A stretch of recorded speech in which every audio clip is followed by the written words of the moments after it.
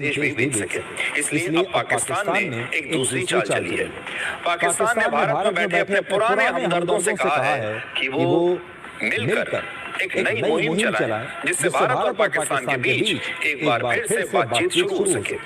भारत की तरफ से 61 और पाकिस्तान की तरफ से 56 अलग-अलग नेता, बुद्धिजीवी, सोशल वर्कर्स और पूर्व डिप्लोमेट्स और बड़े-बड़े लोगों ने मिलकर प्रधानमंत्री मोदी और पाकिस्तान के प्रधानमंत्री शहबाज शरीफ को एक संयुक्त पत्र लिखा है और इसमें कहा है कि भारत और पाकिस्तान को फिर से बातचीत शुरू करनी चाहिए और अपने कूटनीतिक रिश्ते फिर से बहाल करने चाहिए। दोनों देशों के बीच बातचीत शुरू की जाए, जिसमें जम्मू कश्मीर पर भी चर्चा हो। दोनों देशों के लोगों के बीच अब संपर्क को फिर से शुरू किया जाए। ये सब इसमें लिखा है। सबसे बड़ी बात है कि इस चिट्ठी में एक बार भी आतंकवाद का जिक्र नहीं किया गया है। एक बार भी पाकिस्तान से ये अपील नहीं की गई कि वो भारत में आतंकवादी भेजना बंद कर दें, जिससे इस चिट्ठी को लिखने वालों की नीयत पर सवाल उठता है। भारत की खुफिया agency research and analysis wing यानी रॉ के पूर्व चीफ एएस दुलत, जम्मू कश्मीर के पूर्व मुख्यमंत्री फारूक अब्दुल्ला, मीरवाइज उमर फारूक, महबूबा मुफ्ती, मणिशंकर अय्यर और मनोज झा, ये भारत की तरफ से ऐसे लोग हैं जिन्होंने इस चिट्ठी पर हस्ताक्षर किए हैं। पाकिस्तान की तरफ से पूर्व विदेश मंत्री खुर्शीद महमूद कसूरी और पूर्व डिप्लोमेट अशरफ जहांगीर काजी जैसे लोगों ने इस अपील का समर्थन किया है और उनका भी इस चिट्ठी में नाम है। आज वो चिट्ठी मैं आपके सामने आपको दिखाना चाहता हूँ। देखिए, ये चिट्ठी आपकी स्क्रीन पर है जो इन लोगों ने लिखी है। Mister Narendra Modi, prime minister of India, mister Shehbaz Sharif, prime minister of Pakistan, appeal to the prime ministers of India and Pakistan by concerned citizens, यानी ये दोनों देशों के नागरिक हैं जो बड़े चिंतित हैं। और फिर दोनों को संबोधित करते हुए उन्होंने कहा है कि भाई अब बहुत हो गया और आप लोगों को फिर से बातचीत करनी चाहिए। India and Pakistan together are home to nearly 1/5 of humanity. A large proportion of our population is young. तो ये सोचते हैं कि इन यंग लोगों के बारे में, युवाओं के बारे में तो कुछ सोचिए ताकि इनका भविष्य उज्जवल हो सके।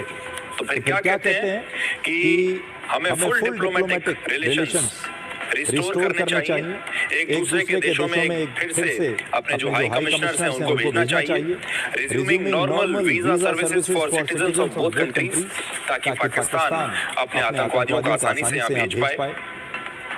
फिर कहते हैं कि बायलैटरल जो डायलॉग है, द्विपक्षीय बातचीत ये फिर से शुरू होनी चाहिए।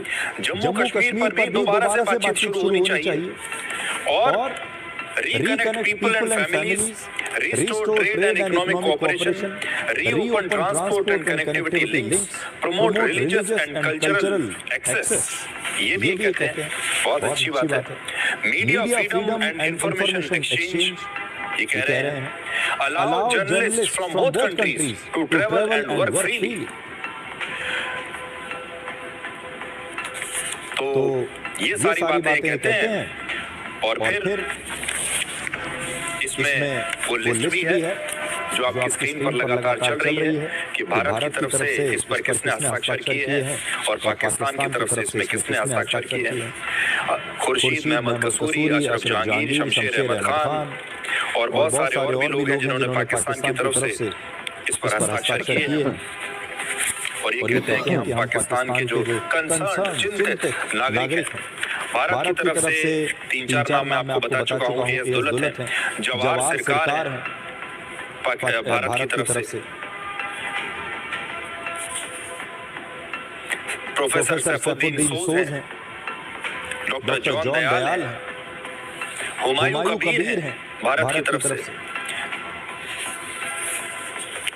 तो इस प्रकार के जो लोग हैं ये भारत और पाकिस्तान दोनों की तरफ से चिट्ठियां लिख रहे हैं अब दोनों देशों के प्रधानमंत्रियों को।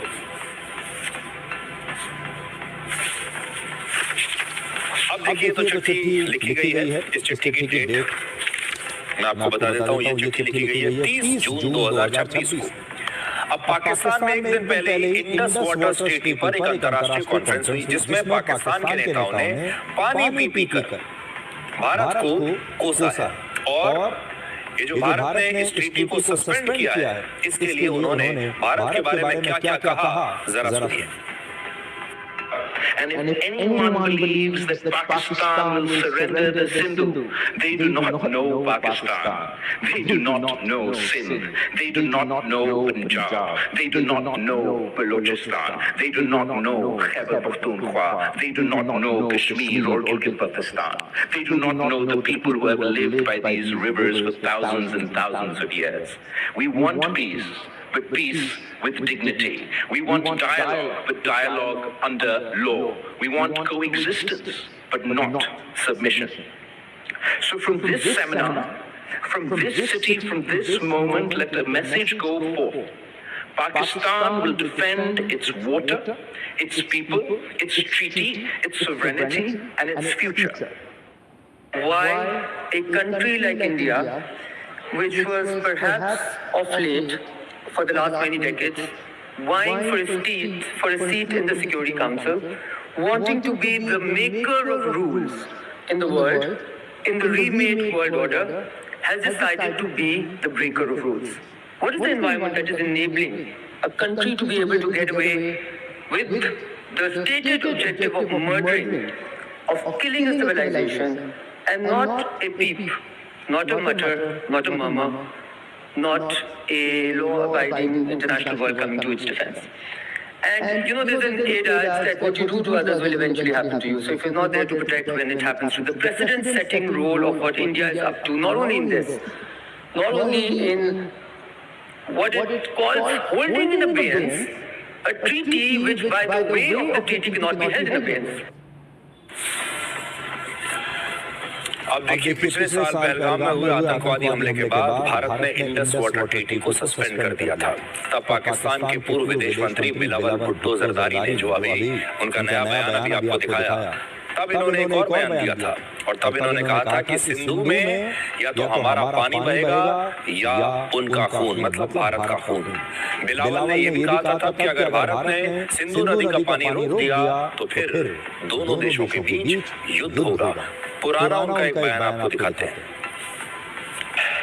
जो इंडस वाटर ट्रीटी है जो मुआहदा हुआ पाकिस्तान और भारत के दरमियान, जिसके तहत भारत ये मान चुका कि सिंधु आपका है, सिंधु पाकिस्तान का है। मोदी ने और उनकी हुकूमत ने ऐलान किया कि अब वो ये मुआहदा नहीं मानते। और मैं सखर में इसी सिंधु दरिया के साथ खड़े होके भारत को कहना चाहूंगा कि सिंधु हमारा है और सिंधु हमारा रहेगा। या इस दरिया से हमारा पानी बहेगा या उनका खून बहेगा। तो देखिए, या तो हमारा पानी बहेगा या फिर उनका खून बहेगा। उनका मतलब भारत का खून बहेगा। ये भाषा है पाकिस्तान की। वो बातचीत भी करना चाहता है और धमकाना भी चाहता है। इंडस वाटर ट्रीटी को सस्पेंड करने का मतलब ये है कि इस समय भारत अपने बांध यानी अपने जो डैम्स हैं और अपने बैराज जो हैं उनसे कब वो पानी छोड़ेगा इसकी जानकारी, इन नदियों में पानी के बहाव का पूरा डेटा और बाढ़ के बारे में महत्वपूर्ण सूचनाएं पाकिस्तान के साथ शेयर नहीं कर रहा है, क्योंकि ये ट्रीटी अब इस समय इसे फॉलो नहीं किया जा रहा है, इसे सस्पेंड कर दिया गया है। इंडस वाटर ट्रीटी या सिंधु नदी के जल बंटवारे का जो समझौता है ये आज का नहीं है, ये वर्ष 1960 में हुआ था और इसके तहत पाकिस्तान को सिंधु, झेलम और चिनाब नदी का पानी मिल रहा है, जबकि रावी, ब्यास और सतलुज नदी का अधिकार भारत को मिला। इस समझौते के तहत 6 नदियों के कुल पानी का लगभग 80% हिस्सा पाकिस्तान को और सिर्फ 20% हिस्सा भारत को मिला। लेकिन भारत ने कभी अपने हिस्से का पूरा पानी इस्तेमाल नहीं किया। भारत को नदियों का जितना पानी इस्तेमाल करने और बिजली बनाने की छूट दी थी, उसका भी सिर्फ 20% ही हमने इस्तेमाल किया। इस समय भारत सरकार चिनाब नदी पर एक चिनाब ब्यास लिंक टनल का निर्माण कर रही है ताकि इसके पानी को दूसरी नदियों तक लाया जा सके। सितंबर 1960 में पाकिस्तान के कराची शहर में इस समझौते पर भारत के तत्कालीन प्रधानमंत्री पंडित जवाहरलाल नेहरू और पाकिस्तान के martial law administrator field marshal Mohammad Ayub Khan ने हस्ताक्षर किए थे। उसी समय की तस्वीरें हैं। और इस समझौते में वर्ल्ड बैंक ने एक मध्यस्थ की भूमिका निभाई थी और उसने भी इस पर हस्ताक्षर किए थे। वर्ष 2002 में जब नरेंद्र मोदी गुजरात के मुख्यमंत्री थे, इंडस वाटर ट्रीटी पर केंद्र सरकार को कई चिट्ठियां लिखी उन्होंने। इसमें उन्होंने कहा था कि भारत इंडस वाटर ट्रीटी के तहत अपने हिस्से के पानी का पूरा उपयोग नहीं कर रहा है और काफी पानी बिना इस्तेमाल के ही पाकिस्तान चला जाता है। तब उन्होंने सुझाव दिया था कि ये संधि भारत को पश्चिमी नदियों के पानी का सीमित उपयोग कृषि के करने की अनुमति देती है। इसलिए भारत को पश्चिमी नदियों का पानी पूर्वी नदियों की ओर मोड़ना चाहिए ताकि गुजरात जैसे सूखे राज्यों की पानी की जरूरतें पूरी की जा सके। यानी प्रधानमंत्री मोदी की पहले से ये नीति रही है कि भारत के पानी पर पहला हक भारत के लोगों का है। प्रधानमंत्री मोदी लगातार पहले भी ये कहते रहे हैं कि पानी और खून एक साथ नहीं बह सकते। पाकिस्तानी फौज, पाकिस्तान की सरकार जिस तरह आतंकवाद को खाद पानी दे रहे हैं, वो एक दिन पाकिस्तान को ही समाप्त कर देगा। पाकिस्तान को अगर बचना है तो उसे अपने टेरर इंफ्रास्ट्रक्चर का सफाया करना ही होगा। इसके अलावा शांति का कोई रास्ता नहीं है। भारत का मत एकदम स्पष्ट है। टेरर और टॉप एक साथ नहीं हो सकते। टेरर और ट्रेड एक साथ नहीं चल सकते और पानी और खून भी एक साथ नहीं बह सकता। अब पूरी दुनिया जानती है कि पाकिस्तान को लेकर भारत की नीति बिल्कुल स्पष्ट है और वो ये है, talks and terror can not go together. यानी बातचीत और आतंकवाद एक साथ नहीं चल सकते। एक तरफ पाकिस्तान भारत पर हमला करता है और दूसरी तरफ बातचीत भी करना चाहता है। वर्ष 2016 में मोदी सरकार ने पाकिस्तान से बातचीत को लेकर एक बड़ा फैसला किया था। जनवरी 2016 में पंजाब के पठानकोट एयरफोर्स स्टेशन पर आतंकवादी हमले के बाद भारत ने पाकिस्तान से हर तरह की बातचीत बंद कर दी थी और अब इस बातचीत को बंद हुए लगभग 10 वर्ष हो चुके हैं। वर्ष 2016 में पुरी और फिर 2019 में पुलवामा में आतंकवादी हमला हुआ और फिर पिछले साल अप्रैल में पहलगाम में पाकिस्तानी आतंकवादियों ने 26 पर्यटकों का धर्म पूछ कर उनकी हत्या की। लेकिन पाकिस्तान से बात करने की चिट्ठी लिखने वाले जो लोग हैं, उन्होंने एक बार भी पहलगाम में कैसे हमारे देश के लोगों की हत्या की गई उनका धर्म पूछकर एक बार भी उन्होंने इस चिट्ठी में नहीं लिखा। पहलगाम हमले के बाद भारत ने पाकिस्तान के खिलाफ ऑपरेशन सिंदूर की शुरुआत की और भारत सरकार का स्टैंड आज भी यही है कि ऑपरेशन सिंदूर खत्म नहीं हुआ है और ये अब भी जारी है। यानी पाकिस्तान ने अगर एक बार और कभी ऐसा दुस्साहस किया भारत पर हमला करने का तो ऑपरेशन सिंदूर दोबारा से शुरू हो जाएगा। इनफैक्ट ये अभी चालू है। आज जब इस चिट्ठी की बात हो ही रही है तो आपको ये भी बताने का दिन है आज कि हमारे देश में और पाकिस्तान में भी कैसे एक अमन की दुकान चल रही है, जिसे पिछले कई वर्षों से भारत और पाकिस्तान के बीच अच्छे रिश्ते बनाने के नाम पर दोनों ही देश के मुट्ठी भर लोग चला रहे हैं। ये अमन की जो दुकान है ये काफी दिनों से बंद पड़ी थी। खास तौर पर ऑपरेशन सिंदूर के बाद से तो इस दुकान पर बिल्कुल ताला लग गया था और एक बार फिर नई पैकेजिंग के साथ अब ये दुकान फिर से खुली है। इसके शटर फिर से ऊपर कर दिए गए हैं। इस बातचीत की सलाह देने वाले पाकिस्तान के लोग अपने देश की सेवा कर रहे हैं। उनकी बात तो हमें समझ में आती है कि जो पाकिस्तान के लोग हैं इसमें जो लिस्ट है जिसमें पाकिस्तान के लोगों के नाम हैं, 56 लोग हैं पाकिस्तान के, ये लोग तो अपने देश की सेवा कर रहे हैं। तो इनसे और क्या आप उम्मीद करेंगे? ये पाकिस्तान के लोग हैं और पाकिस्तान के भले की बात कर रहे हैं। ये तो चाहते हैं कि भारत के साथ बातचीत शुरू हो जाए। ये तो चाहते हैं कि भारत के साथ जो बस सेवा है, लाहौर बस सेवा, वो शुरू हो जाए। देखिए इसमें लिखा भी है कि अटारी और वाघा के बीच ट्रेड और ट्रैवल शुरू हो जाए। ये कहते हैं श्रीनगर मुजफ्फराबाद बस सर्विस को भी दोबारा शुरू किया जाए। ये कहते हैं दिल्ली लाहौर बस सर्विस को भी दोबारा शुरू करो।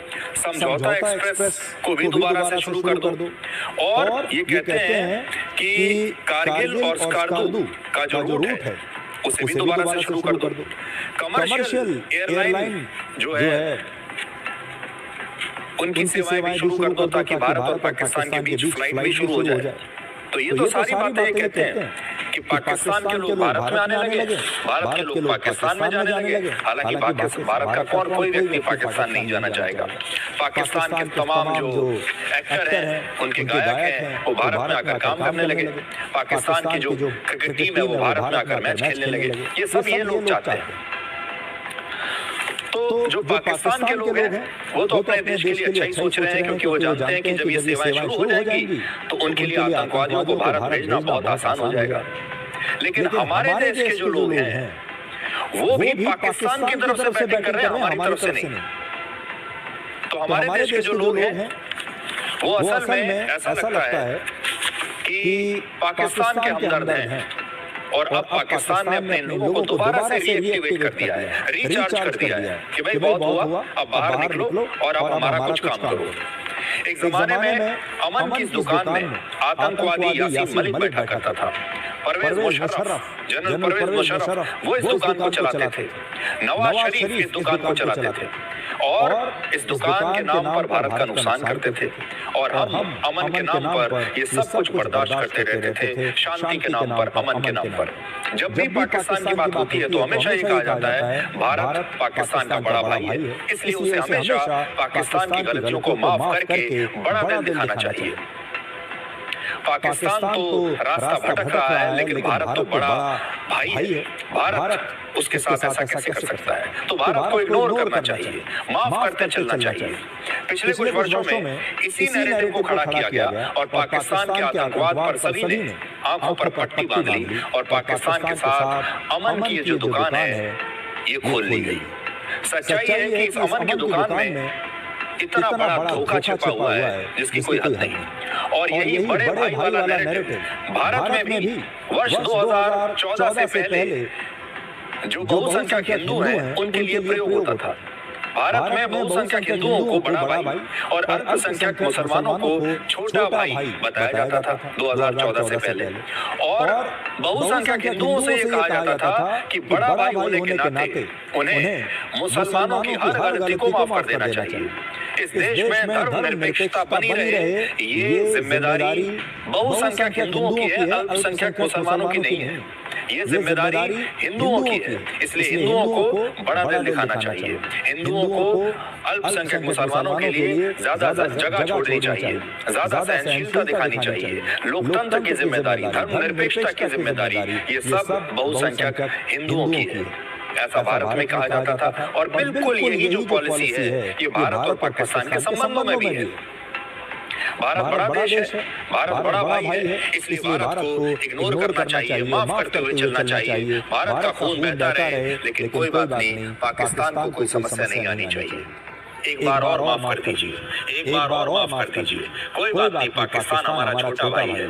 और हमारे जो देश के नेता हैं वो सोचते थे कि जब हम पाकिस्तान को माफ करेंगे, पाकिस्तान से अपनी नजदीकियां बढ़ाएंगे तो भारत में रहने वाले मुसलमान हमसे खुश हो जाएंगे और जब चुनाव आएगा तो हमें वोट देंगे। और ये